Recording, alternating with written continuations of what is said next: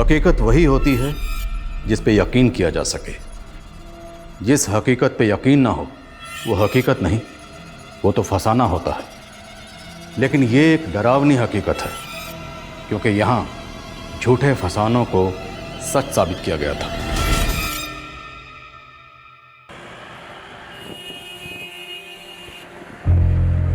उनकी उम्मीदें तोड़ना बहुत पेनफुल होता है, जो हमें अपनी आखिरी उम्मीद मान लेते हैं। लेकिन कई बार हम टूटी उम्मीदों को जोड़ने के लिए एक फसाना बुन लेते हैं। हमें लगता है कि झूठ के पीछे भलाई छुपी हो तो बोलने में क्या हर्ज है। कहाँ खो गई दीदी? हम बुरे हैं क्या सुमित? काहे अपने आप को डिमोरलाइज कर रही हो? Richa Mishra is the best. सिर्फ तुम्हारी नजरों में। दुनिया ने अब तक आपको जाना कहाँ है? देखना, एक दिन आप डॉक्टर ही नहीं, बहुत अच्छी सिंगर भी बनिएगा।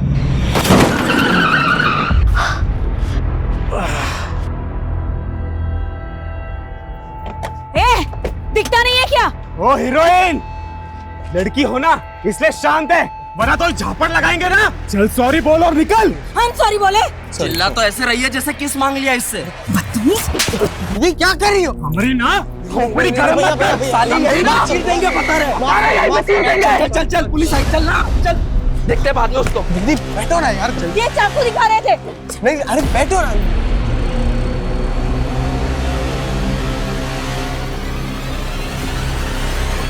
कहाँ उन मवालियों की मुंह लग रही थी? उन्होंने हमसे बदतमीजी की। अरे उनका तो काम ही वही है, जुआरे हैं वो लोग। पीछे कंपनी बाग में इतना बड़ा ग्रुप है उन लोगों का। ये तो हवलदार आ गया, वरना 2 मिनट में पूरा गैंग खड़ा कर देते। हम ना फ्रस्ट्रेट हो चुके हैं सुमित, कुछ सही नहीं हो रहा है हमारे साथ। शांत हो जाइए दीदी, सब ठीक हो जाएगा। पहले तो अपना हुलिया सुधारिए, घर पे सब वेट कर रहे हैं आपका।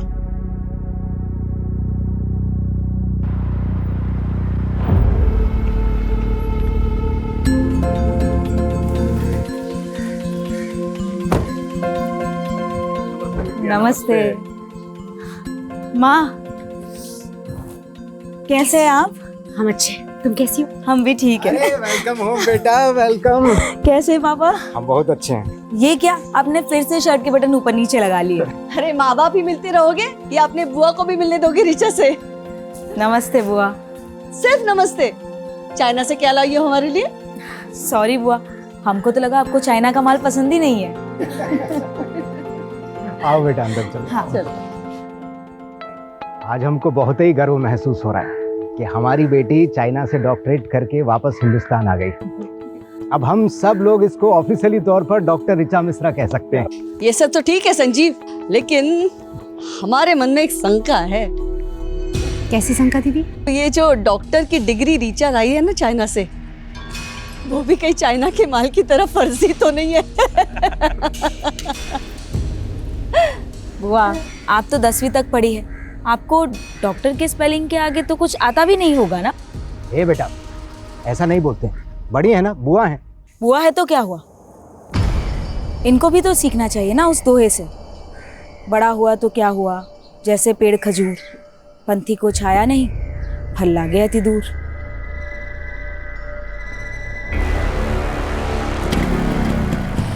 चलो बाय पिंकी, बाय। अरे काहे अब तक मुंह लटकाए बैठी है? हाँ, अरे हम बुआ भतीजे में तो ऐसे चलते रहता है। संजीव तुम टेंशन मत लो, हम जानते हैं ना, बिल्कुल अपनी माँ पे गई है। क्यों डॉक्टर ऋचा? Good night.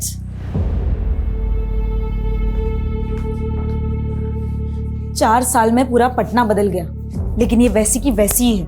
अरे छोड़ो, हम तो ध्यान ही नहीं देते हैं, एक कान से सुनते हैं और दूसरे से निकाल देते हैं। सीमा, तुम ऐसा बात करोगे तो बच्चे कैसे इज्जत करेंगे दीदी की? इज्जत पाने के लिए ना कर्म करना पड़ता है, और आपका तो आदत है अपना बहन का गलतियों पे पर्दा ढाकने का। भूलो मत, हम दीदी के ही घर में रहते हैं। तो हम कहे थे गांव से यहाँ लेकर आने के लिए, गांव में था ना अच्छा खासा मकान, लेकिन नहीं, आप 28 साल से यहाँ दीदी की सेवा में लगे हुए हो। तो दीदी को क्या बेसहारा छोड़ दें?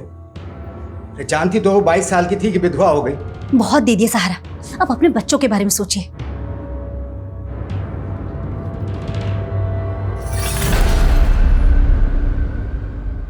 यार वही 28 साल पुरानी कहानी फिर से? ये बुआ जी को तो झेलना ही पड़ेगा। बस जो सोच के आया है ना वो ठीक से हो जाए, बाकी सब तो देख लेंगे।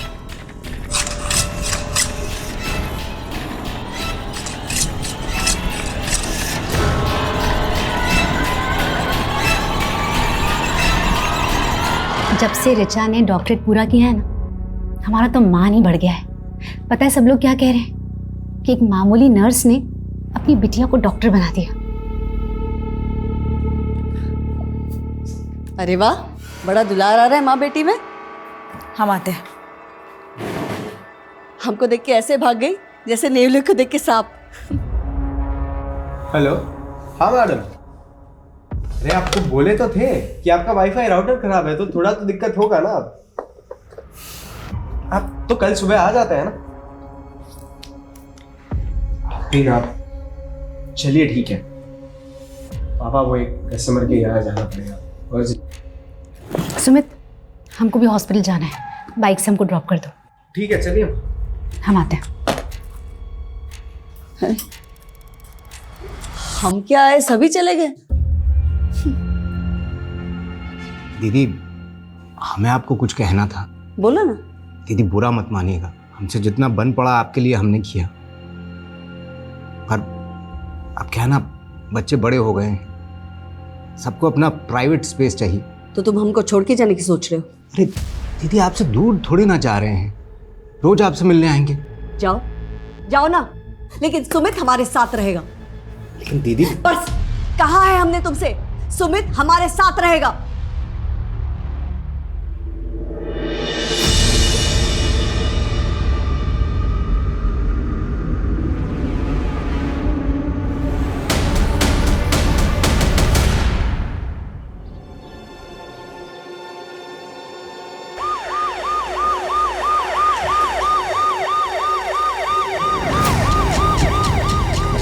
आइए सर।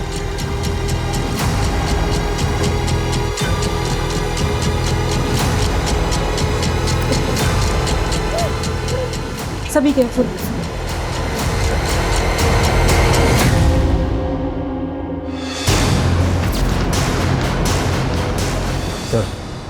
पैरों के निशान को देख के लगता है कि 2 से ज़्यादा लोग होंगे। कोई गैंग तो नहीं? अगर कोई गैंग था तो घर में दाखिल किस मकसद से हुआ होगा? क्योंकि घर की हालत देख के लग नहीं रहा कि कोई लूटपाट हुई है। फुटमार्क्स घर के मेन डोर की तरफ जा रहे हैं, तो क्या वो मेन डोर से घर में दाखिल हुए? सर कुछ समझ में नहीं आ रहा, किसने हमारे भाई के परिवार के साथ ऐसा किया होगा। आप भी यहीं रहती हैं? जी सर, हम वो लास्ट वाले रूम में रहते हैं। हमारे भाई का परिवार बाकी के सारे रूम में रहता है। रात को आप कहाँ थे? सर अपने रूम में थी, सो गई थी सर। तो इतना कुछ हुआ, आपने कुछ देखा नहीं, कुछ सुना नहीं? सर आपने घर में चेक किया कोई कीमती सामान, ज्वेलरी या कैश मिसिंग हो? आपने फैमिली को आखिरी बार कब देखा? कल रात को सर, हमारी भाभी नाइट शिफ्ट के लिए जा रही थी हॉस्पिटल में, सुमित उन्हें छोड़ने गया था। लेकिन घर के अंदर तो 3 ही लाशें। आपका भतीजा सुमित कहाँ है? क्या वो नहीं था? हमें तो लगा उन्होंने सुमित को भी। आपने सुबह से सुमित को नहीं देखा? सर अपनों को मरा हुआ देखा जाता है क्या? हमारी सांसें ही भारी हो गई थी, हम तो बेहोश ही होने वाले थे, तो हमारे माली ने हमें संभाल लिया।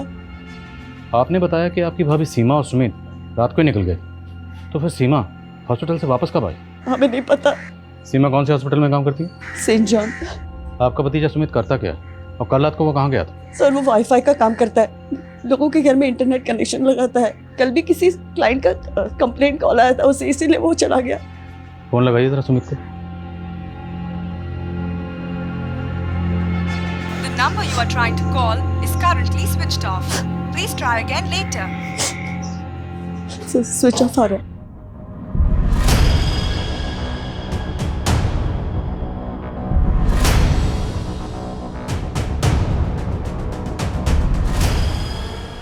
सर कोई मर्डर वेपन नहीं मिला। सर घर में कोई फोर्स एंट्री के निशान भी नहीं है, ना लूट ना चोरी। क्रिमिनल्स का मोटिव क्लियरली मर्डर ही लग रहा है। और घर का लड़का सुमित वो गायब है। सर कहीं उसने ही मर्डर तो नहीं किया?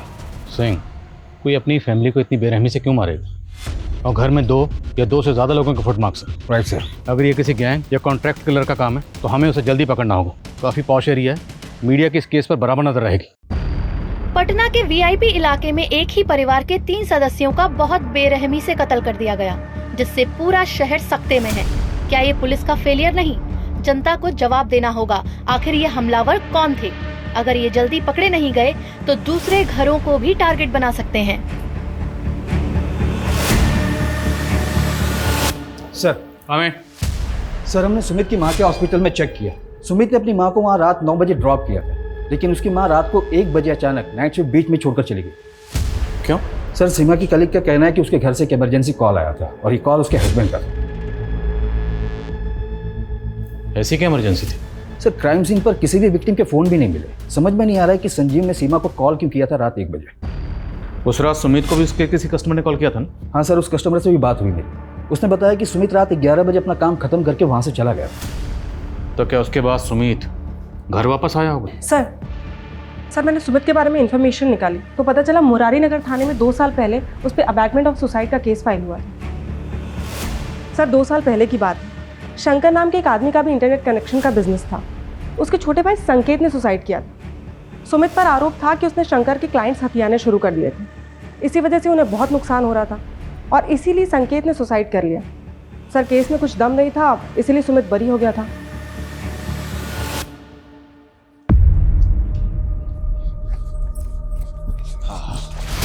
साले कोर्ट बरी कर दिया तुमको, लेकिन हम नहीं छोड़ेंगे। तुम्हारी वजह से हमारा भाई मरा, हम तुमको भी नहीं छोड़ेंगे साले। इसके लिए हमको जेल क्यों ना जाना पड़े।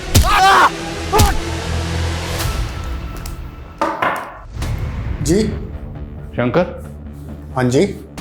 सुमित मिश्रा के बारे में बात करनी है। उसके बारे में हमसे क्या पूछेंगे? तो मर्डर हुआ उसकी फैमिली का और सुमित गायब है। तेरी खुंदक थी ना उससे? खुंदक काय नहीं होगी सर, उसकी वजह से हमारे छोटे भाई संकेत ने सुसाइड कर लिया। पर कोर्ट में तो कुछ साबित नहीं होता। कोर्ट ने तो सुमित को छोड़ दिया था और उसके बाद तुमने सुमित को जान से मारने की धमकी दी थी। साले घर में घुस के मारेंगे, जान से मार देंगे। सुमित को नहीं मार पाया तो उसकी फैमिली को खत्म कर दिया और सुमित को गायब कर दिया। क्या सबूत है आपके पास? चल थाने में दिखा दे। लेके आओ जरा से। अरे क्या गुंडई है, क्या बदतमीजी है।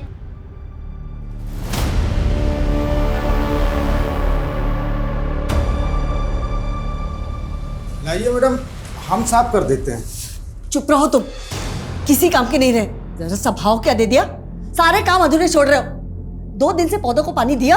वो मैडम यहाँ पे डेथ हुआ था तो हमने सोचा कि तुमको मालूम है पौधे जब मरते हैं ना तो गाली देते हैं। अब क्या उनकी हाय दिलवाओगे? अरे देख क्या रहो, जाओ ना पानी दो।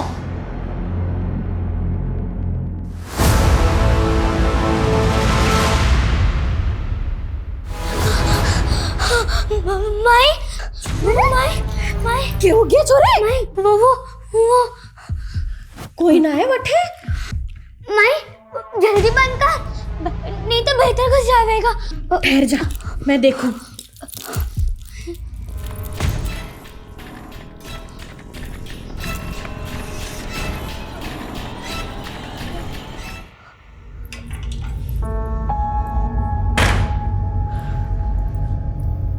कुछ ना है छोरी, हरा भरा में है। माई बहुत दूर है वो, मार डालेगा मारे को। कुछ ना होगा लाडू, चिंता मत कर। थारी माई है ना, कुछ ना होगा थारे को। ये संजीव मिश्रा प्रोफेसर था, 1 साल पहले रिटायर हुआ। उसकी बीवी 20 साल से वर्किंग वुमेन थी, तो दोनों मियाँ बीवी के मिला के अच्छी खासी इनकम होगी। फिर भी ये दोनों संजीव की बहन के घर पे रह रहे थे, जबकि पटना में खुद का घर है, लेकिन वो घर इन्होंने किराए पे दे रखा है। आखिर ऐसा क्यों? सर संजीव की बहन काफ़ी छोटी उम्र में विधवा हो गई थी और इनके आपसी रिश्तों में अभी तक कुछ बुरा सुनने को नहीं मिला है। शंकर की क्या अपडेट है? सर इंक्वायरी चल रही है, लेकिन उसे सिर्फ शक के बिना पर और अंदर नहीं रख सकते। जाने दो उसे, लेकिन नजर रखो, हो सकता है उसी ने सुमित को जानबूझ के गायब किया हो ताकि हमारा शक सुमित पे बना रहे। जी सर। सर काम है। सर हमें बताया गया था कि रिचा मर्डर से 2 दिन पहले डॉक्टरेट करके चाइना से वापस आई, लेकिन सर उसका CDR कुछ और कह रहा है। सर रिचा का फ़ोन पिछले 6 महीने से पटना में ही एक्टिव था। मैंने इमिग्रेशन डिपार्टमेंट से कंफर्म किया, वो 6 महीने पहले ही पटना आ गई थी। What? यस सर, लेकिन वो 14 तारीख को अपने घर गई थी। और 2 दिन बाद उसका उसकी फैमिली के साथ कत्ल हो गया। आखिर ये चक्कर क्या है? और अगर वो 6 महीने से पटना में थी तो पटना में कहाँ थी? सर मैंने पता किया है, वो किसी डॉक्टर गौतम कश्यप के क्लिनिक में प्रैक्टिस कर रही थी। तो मिलते हैं इस डॉक्टर कश्यप से और ऋचा की फैमिली की एक एक डिटेल पता करो। शायद इस फैमिली का कोई ऐसा राज है जो अभी तक सामने नहीं आया। अच्छा जा रहे हैं हम। हाँ 1 मिनट, आज फिर उल्टी सब पहन ली? अरे ध्यान ही नहीं रहा, अभी सीधे कर लेते हैं। सुमित, इस बार छुट्टियों के बाद चाइना जाने का मन नहीं कर रहा। क्या बात कर रही हो दीदी? अभी तो एक पूरा साल बचा है, फाइनल एग्जाम्स नहीं देनी आपको?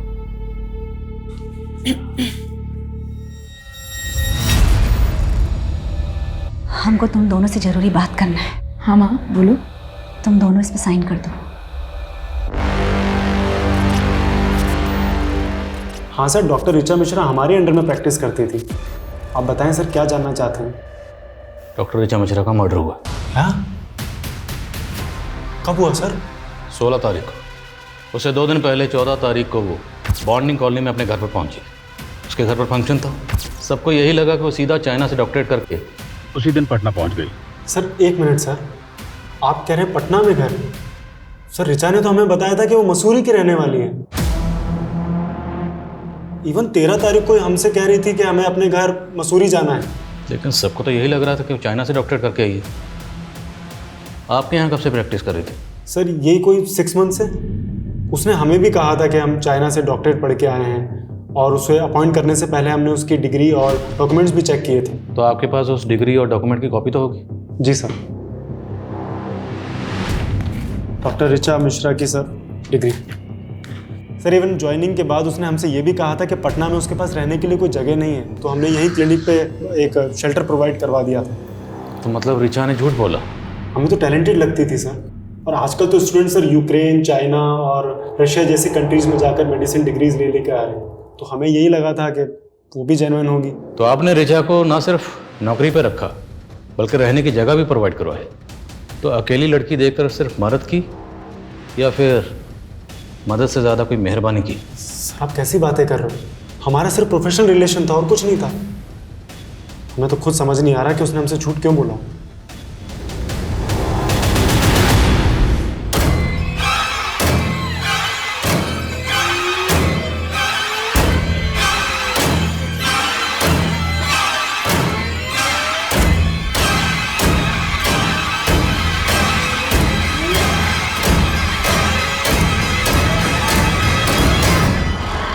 सर इतना तो क्लियर है कि 4 साल पहले ऋचा ने चाइना के इसी इंस्टीट्यूट में एडमिशन लिया था और वो 3 साल तक वहीं पढ़ रही थी। लेकिन सवाल ये है कि अगर ऋचा पिछले 6 महीने से पटना में रह रही थी तो पिछले 6 महीने से अपने माँ बाप से दूर क्यों रह रही थी, वो भी माँ बाप को बिना बताए? 14 तारीख को ऋचा अपने माँ बाप के पास आई और 16 तारीख को ऋचा और उसके माँ बाप का कत्ल हो गया। और 16 तारीख से ही ऋचा का भाई सुमित गायब है। वो कहाँ गायब है कुछ पता नहीं चल रहा। सर ऋचा की बुआ के मुताबिक 14 तारीख को सुमित ही ऋचा को एयरपोर्ट से लेकर आया था। तो मुमकिन है कि सुमित जानता होगा कि ऋचा पिछले 6 महीने से पटना में थी।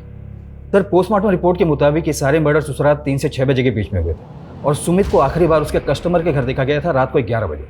उसके बाद वो कहाँ गया कोई ट्रेस नहीं मिल रहा है। और पोस्टमार्टम रिपोर्ट के मुताबिक मर्डर वेपन क्या रहा होगा? सर पोस्टमार्टम डॉक्टर का कहना है कि संजीव और सीमा की बॉडी पे जिस तरह के जख्म मिले वो कोई यू शेप का धारदार हथियार होगा। यू शेप धारदार हथियार क्या होगा? सर हम ऋचा के मूवमेंट चेक कर रहे थे तो एक ट्रैफिक पुलिस से इन्फॉर्मेशन मिली है 14 तारीख को ऋचा और उसके भाई की गाड़ी 2 बाइकर से टकराई थी। सर उन दोनों लड़कों ने ऋचा और उसके भाई पे हमला करने की कोशिश भी की थी। सर ट्रैफिक पुलिस ने उन दोनों लड़कों का पता लगा लिया था, लेकिन ऋचा और उसके भाई ने गवाही देने से मना कर दिया, इसलिए कोई केस ही नहीं बना। वो दोनों लड़के कौन थे?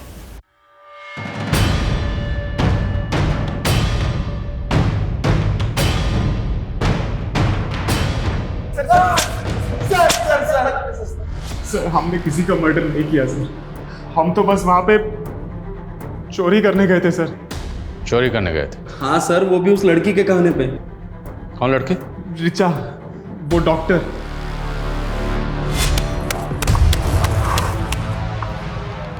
वही गाड़ी है ना? हाँ भाई, ये तो वही गाड़ी है।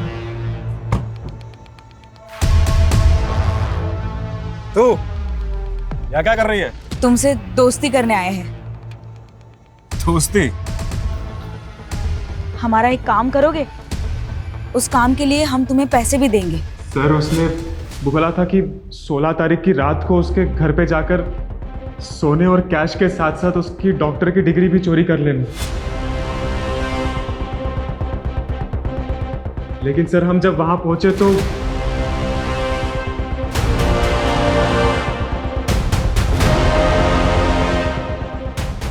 हम जैसे ही वहां पहुंचे वो पहले से ही मरे हुए थे। ऋचा के साथ जो लड़का आया था वो लड़का कौन था? नहीं मालूम सर।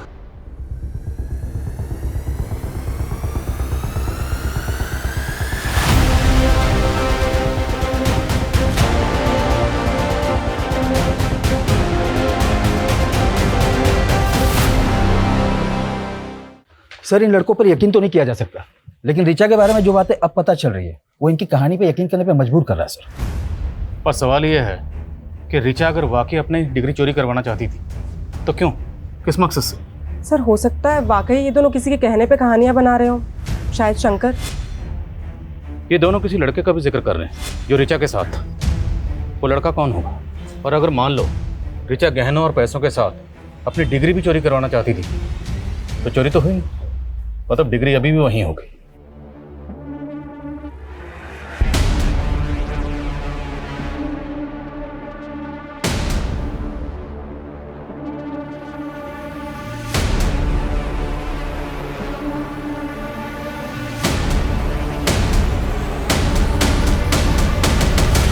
थारा भूत थारे अंदर धीरे धीरे मर रहा है, अब ना बच पावेगा।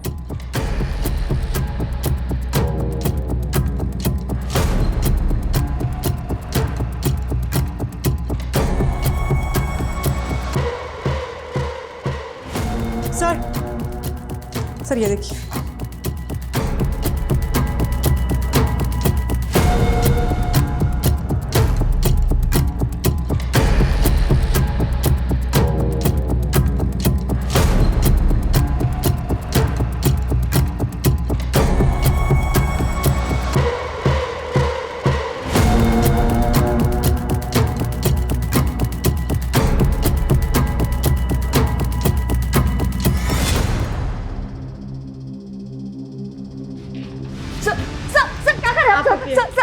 क्या इसके पीछे? कुछ भी तो नहीं है sir. Sir sir sir sir sir ये पुराना, आप पीछे सर सर कुछ नहीं है इसके पीछे सर। चाबी कहाँ इसकी? नहीं पता हमें, कुछ नहीं है इसके पीछे sir. Sir sir please.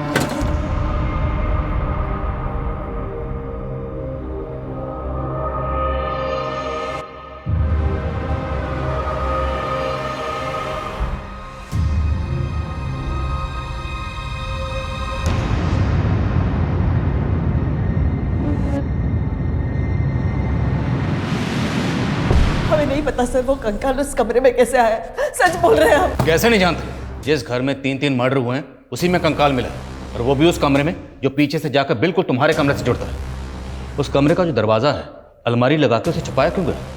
Sir वो कमरा जो है ना 20-25 साल से ऐसे ही है, वास्तु दोष है उस कमरे में। 20-25 साल? और 20-25 साल पहले ही तुम्हारे पति की मौत हुई थी। कहीं वो कंकाल तुम्हारे पति का तो नहीं? क्या बोल रहे हैं सर?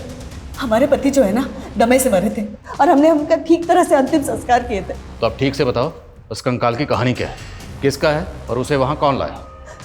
हमें तो लगता है ना ये सब जो है ना रीचा ने किया है, मेडिकल करके आई है ना, उसी ने रखा होगा वो कंकाल उधर।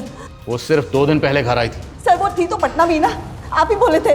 सर हम कह रहे हैं आपको ये सब उसी का करा धरा है, उसी ने पूरे परिवार को व्यस्त कर दिया। परिवार?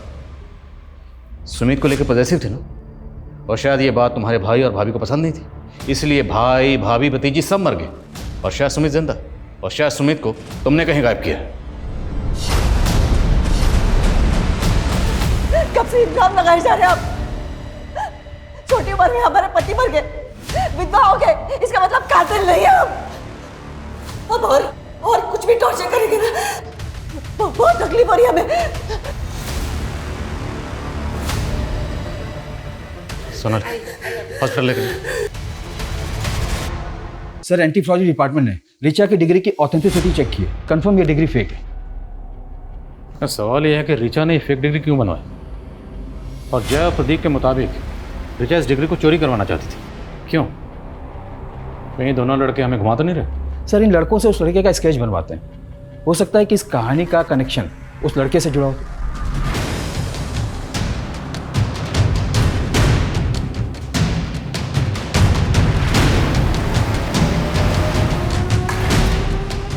चल खाना खा ले।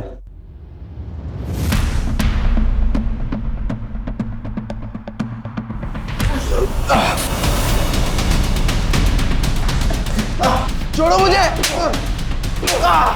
छोड़ो मुझे। ताज्जुब की बात यह है कि ऋचा जैसी साधारण लड़की ने एक इंटरनेशनल यूनिवर्सिटी की सिर्फ फेक डिग्री नहीं बनवाई, बल्कि इस डिग्री की बुनियाद पर वो डॉक्टर कश्यप के यहाँ प्रैक्टिस भी कर रही थी। जाहिर सी बात है ऋचा ने ये डिग्री किसी फेक डिग्री बनाने वाले गिरोह से बनवाई हो। तो सर आपको ये लग रहा है कि ये सारे मर्डर्स फेक डिग्री की वजह से हुए? इस गिरोह को ढूंढना हमारी रिस्पॉन्सिबिलिटी, क्योंकि इस गिरोह ने सिर्फ एक फेक डिग्री तो नहीं बनाई होगी, और भी डिग्रीज बनाई होगी, और उन डिग्रीज को लेके बाकी लड़के लड़कियां अलग अलग जगह पे डॉक्टर बनके प्रैक्टिस कर रहे हों। ये लोगों की जान के साथ बहुत बड़ा खेल हो रहा है। हम इस एंगल में काम करते हैं। और सर जिस अलमारी में हमें डिग्री मिली थी उसमें ये एफिडेविट मिला है सर, और नीचे सुमित और ऋचा का साइन भी है सर। तुम दोनों इसमें साइन कर दो। इस एफिडेविट के मुताबिक सुमित और ऋचा कभी बच्चा पैदा नहीं करे।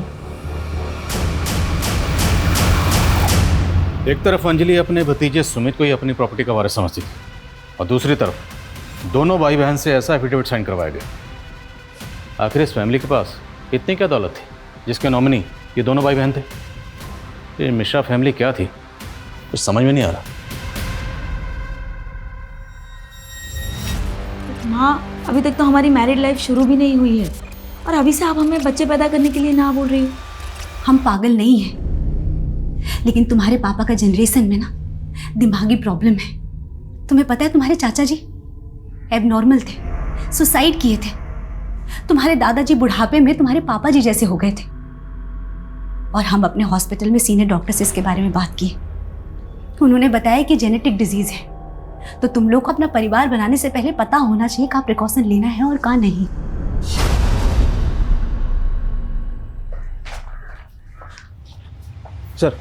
सर जय और प्रदीप ने इस लड़के की स्केच बनवाई है जो कि उस ऋचा के साथ। सर मैंने ऋचा के CDR को भी चेक किया, उसमें एक नितिन नाम के लड़के का नंबर मिला है। सर ये नितिन की फोटो है और ये स्केच दोनों मैच कर रही है। जय और प्रदीप ने भी कंफर्म किया कि यही वो लड़का था जो कि उस दिन ऋचा के साथ। सर हमने ऋचा को पहले ही कहा था कि उन लड़कों से ऊटपटांग काम ना करवाए, पर उसने एक नहीं सुनी। और सर सच बताए तो हम उसके साथ जाना भी नहीं चाहते थे, पर उन लड़कों से उसे अकेले बात करने में बहुत डर लग रहा था, इसलिए हमें जाना पड़ा। तो जानता था ना कि ऋचा ने उन दोनों को, प्रदीप और जय को, घर पे बुलाया था? सर सच बता रहे हैं, हम कुछ नहीं जानते। तुझे पता था ना कि ऋचा चाइना से पटना वापस आ गई, उसने फेक डिग्री बनवाई। कहाँ से बनवाई थी? तुमने मदद की थी? नहीं सर, हम तो पहले से ऋचा के इस कदम के खिलाफ थे, पर वो बहुत प्रेशर में आ गई थी क्योंकि वो फेल हो गई थी। नितिन, हम तो डॉक्टर बनना ही नहीं चाहते थे, हम तो सिंगर बनना चाहते थे। लेकिन हमारे पेरेंट्स, जब से हमने होश संभाला ना, कूट कूट के दिमाग में भर दिया कि हमें सिर्फ डॉक्टर बनना है। ऋचा, पर तुमने कोशिश तो की थी ना। अब तुम फेल हो गई तो कोई बात नहीं, एक बार फिर से ट्राई करो। 45 लाख का खर्चा किया है उन्होंने हमें चाइना भेजने के लिए। किस मुंह से कहे कि हम फेल हो गए? फिलहाल ना फेक डिग्री का जुगाड़ कर लेते हैं, फिर कुछ कमा लेंगे और उस कमाई से हमारा डॉक्टरेट पूरा कर लेंगे।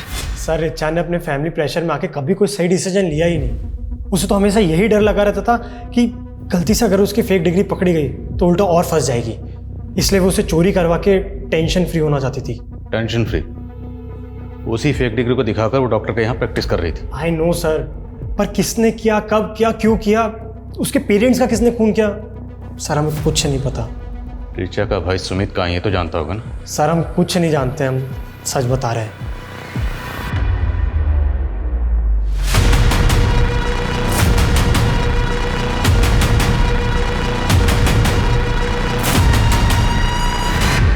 ये स्केलेटन 30 से 35 साल के किसी आदमी का होगा। जब इसकी मौत हुई होगी तकरीबन यही उम्र रही होगी इसकी।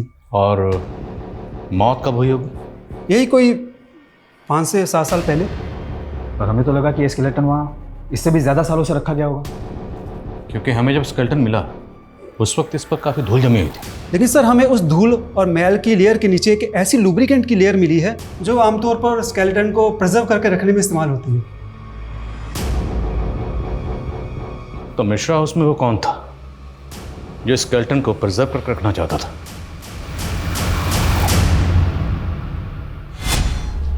रिपोर्ट यहाँ रख रहे हैं। आगे आप लोग क्या कहा डॉक्टर ने? लड़का है ना? दीदी सीमा चेक करवाने से मना कर दिए। लड़का होगा या लड़की है तो पैदा होने के बाद ही पता चलेगा। लेकिन हम बोले ना तुमसे, हमको अपना बेटा चाहिए। गर्भ हमारा है और हक आप जता रही हैं। हम विधवा नहीं होते ना तो तुमसे तुम्हारा बच्चा कभी नहीं मांगते। तो कर लीजिए ना दूसरा शादी, किसने रोका है? नहीं कर सकते ना, बात है हम। सर भले ही स्केलेटन को प्रिजर्व करके रखा जा रहा था, लेकिन किसी आम आदमी के लिए स्केलेटन का इंतजाम करना इतना आसान काम नहीं है। मैंने ऐसे केसेस के बारे में सुना है जहां पर कब्रिस्तान से स्केलेटन गायब करके उनकी खरीद फरोख्त की जाती है। सिंह, आजकल इस तरह की खरीद फरोख्त डार्क वेब के जरिए भी होती है। डार्क वेब एक ऐसी काली दुनिया है जहाँ पर इलीगल हथियारों से लेकर हर तरह की इलीगल और बैन चीज़ों की खरीद फरोख्त होती है। सर इसमें तो साइबर सेल की एक्सपर्टीज़ है और ये सोर्सेज को ढूंढने में तो काफ़ी वक्त लग जाएगा। चांस तो लेना पड़ेगा। इस केस को सॉल्व करने के लिए हमें इस केस की जड़ तक जाना होगा। इस केस से जुड़े हर शख्स के डिजिटल फुटप्रिंट चेक करो, शायद कोई क्लू मिले। सर सर हमने मिश्रा फैमिली की पिछले 4 साल की जीपीएस हिस्ट्री चेक की है। सर उसमें सुमित और उसकी माँ सीमा की 2 साल की जीपीएस हिस्ट्री चेक करने वाली है। सर करीब 2 साल पहले सुमित और सीमा राजस्थान के धुमनी गांव गए थे। सर कई सालों पहले इस गांव को हॉन्टेड माना जाता था। रूमर्स थे कि इस गांव में भूत प्रेत हैं। तो ये दोनों माँ बेटा उस गांव में क्या करने गए थे? इनका उस गांव से कोई कनेक्शन? नहीं सर, ये दोनों तो बिहार से ही बिलोंग करते हैं। तो हमें पता करना होगा कि सुमित और उसकी माँ उस गांव में क्या करने गए थे।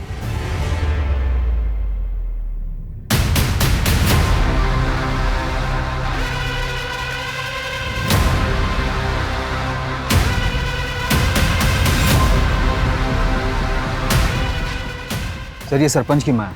सीमा और सुमित को इन्होंने आइडेंटिफाई किया। प्रणाम माता जी। सब मारे को अच्छे से याद है। वो छोरा और उसकी माँ यहाँ मारे को मिलने आए थे। माँ जी गोमांती और लोमानी कहाँ रहते हैं बता पाएंगी क्या? अठेरे। धन्यवाद। गोमंती और लामनी? हाँ साहब वही गोमंती और लामनी जिनका भूत 50 साल से फिर रहे हैं। बड़ी अच्छी व्यथा थी बेचारी माँ बेटी की।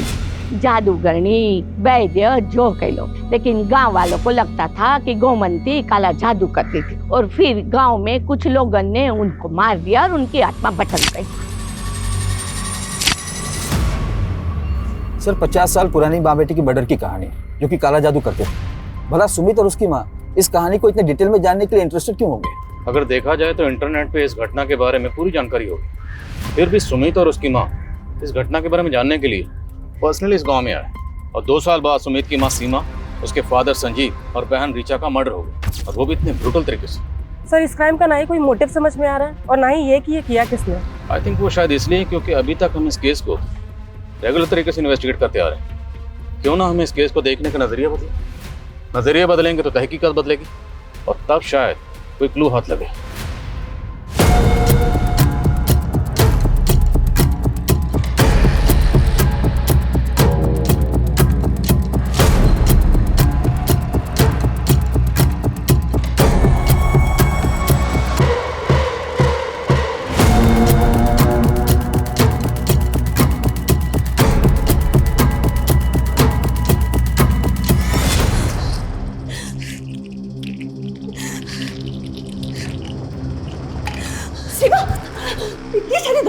मरना है क्या तुम्हें?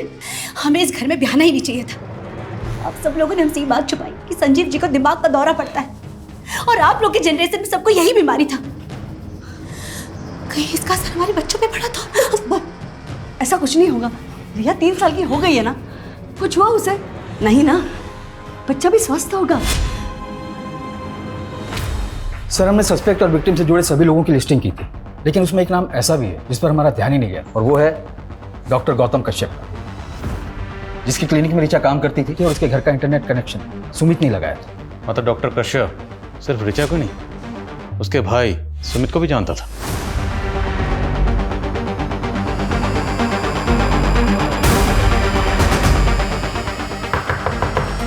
Doctor Kashyap, doctor Kashyap,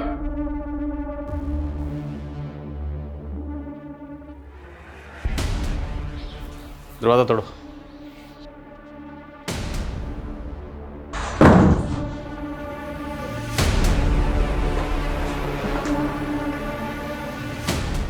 doctor Kashyap,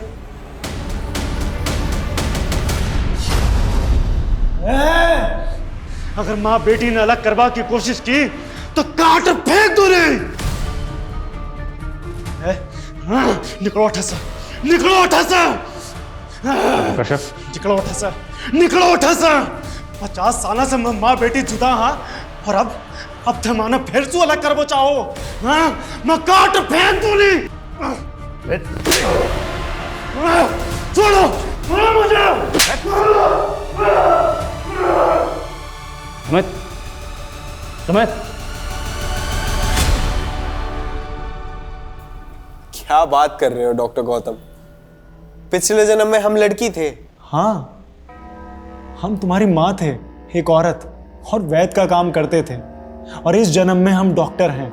आपका है ना वो karmicsoulmate.com पे पुनर्जन्म के किस्से पढ़ पढ़ के दिमाग खराब हो गया। अभी तुम नादान हो ना, यकीन नहीं करोगे। हम पिछले जन्म में वैद्य ही नहीं, ब्लैक मैजिक की प्रैक्टिस भी किया करते थे, और इस जन्म में भी कर रहे हैं। और इसी ब्लैक मैजिक की मदद से हमें यह पता चल गया है कि हम दोनों पिछले जन्म में माँ बेटी थी। तुमने सुमित को फालतू कहानियां सुना के सुमित को हासिल करने के लिए तूने उसकी पूरी फैमिली खत्म कर दी। सिर्फ हमने ही नहीं, हमारे बेटे ने भी हमारा साथ दिया। जिन 3 लोगों ने 50 साल पहले हमें मारा था, हमने उन्हें मारकर अपना बदला पूरा किया है। गुमानती यानी हम और लामानी यानी तुम। ठीक 50 साल पहले 11 मई को हम दोनों मरे थे, और जिस दिन हम मरे थे उस दिन पूर्वा फाल्गुनी नक्षत्र था, और जिस दिन हम पैदा हुए उस दिन भी पूर्वा फाल्गुनी नक्षत्र ही था। और कमाल की बात यह है कि जिस दिन तुम पैदा हुए उस दिन भी पूर्वा फाल्गुनी नक्षत्र ही था। तो क्या पिछले जन्म में हम सच में आपकी बेटी थे? हाँ, हम दोनों माँ बेटी थे, और हम दोनों को जिन 3 लोगों ने मार दिया था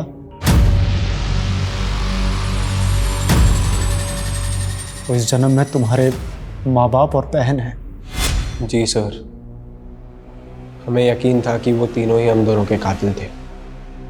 वे तुम ना, वो डॉक्टर 1 नंबर का सनकी है, दिमाग खराब कर दिया उसने तुम्हारा। तो अपनी माँ को लेकर राजस्थान के गांव में क्यों गए थे? हमने तो माँ को उनके मुंह पे ही बोल दिया था कि पिछले जन्म में वो हमारी कातिल थी, तो गाँव ले जाकर सब बता दिया। वो समझ बैठी कि हमें वही दिमागी जेनेटिक डिजीज़ है जो हमारे बाप दादा को थी, पर हमें तो बदला लेना था।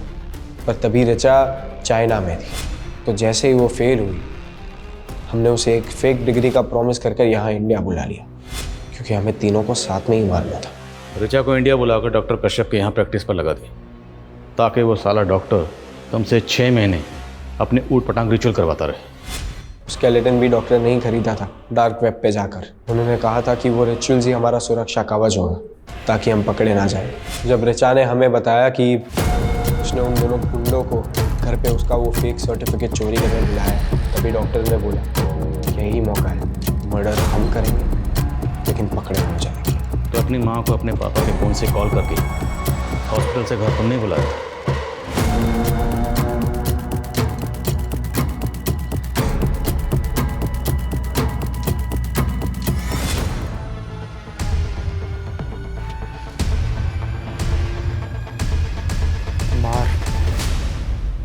सोच क्या रहा है? हमारे कातिल हैं ये। मार से।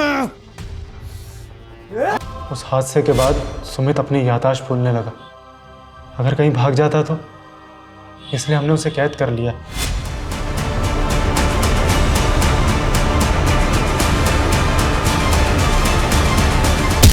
हम उसे बार बार याद दिलाते हैं कि हम उसकी माँ हैं, और वो हमारी बेटी।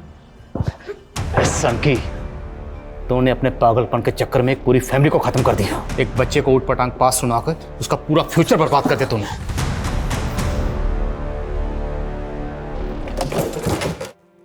सर इस डॉक्टर ने तो बड़ी लंबी प्लानिंग कर रखी है। सर आप किस तरह की प्लानिंग? उसने कहा कि कोर्ट में उसे लॉयर नहीं चाहिए, वो अपना केस खुद ही लड़ेगा, जिसके लिए उसने डॉक्यूमेंट भी तैयार कर रखे। सर अब वो कोर्ट में 50 साल पुरानी गोमंती और लमानी मर्डर केस को फिर से ओपन करके ये साबित करना चाहता है कि 50 साल पहले सीमा, संजीव और रीचा ने उनके पिछले जन्म में इसकी हत्या की थी। सर ये पक्का सनकी है, और वैसे भी 50 साल पहले गोमंती और लमानी का मर्डर किसने किया था ये तो कभी पता ही नहीं चला। लेकिन ये डॉक्टर वो केस पक्का ओपन करेगा। मैंने एक से एक सनकी और सिरफिरे लोगों को देखा, पर ये डॉक्टर कश्यप सबसे ऊपर है। ये दुनिया ऐसे ऐसे अजीब और ख़तरनाक लोगों से भरी पड़ी है, इन्हें समझने और पहचानने में लोग अक्सर धोखा खा जाते हैं और सुमित और उसके परिवार की तरह का शिकार बन जाते हैं। लोगों को ऐसे सनकी और सरफिरे लोगों से सतर्क और सुरक्षित रहने की ज़रूरत है।